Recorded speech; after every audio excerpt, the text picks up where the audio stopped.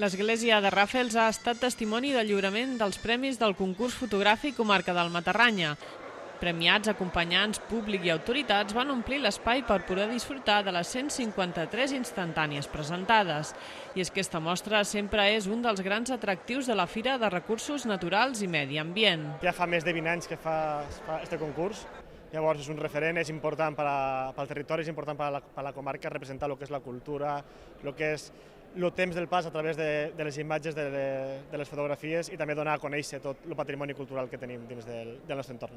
En esta ocasió, la fotografia premiada en la categoria Entorn i Paisatge ha estat per Paisatge i Lluna, de Damián Querol, i a Fauna, Cabretes, d'Elisabet Arrufat. Sorpresa, perquè no pensava que guanyaria i no res, molt contenta. La meva també sorpresa va ser perquè també la vaig presentar a l'hora de dia, va ser tot així molt de pressa, però estic molt contenta. Pel que fa a oficis i tradicions, el primer premi va ser per Lo Campaner, d'Adriana Fernández, i en arquitectura popular, Mirant cap amunt, de Joaquín Querol.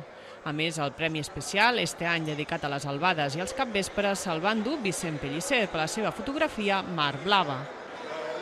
La col·lecció fotogràfica d'esta edició es podrà veure als municipis que la demanin. És una exposició que serà itinerant a partir d'allà, en breu.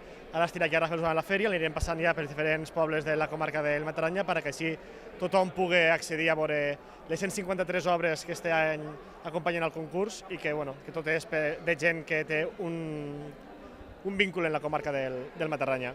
Ja són 20 anys d'este concurs fotogràfic que descriu, documenta i guarda en el temps l'essència de la comarca del Matarranya.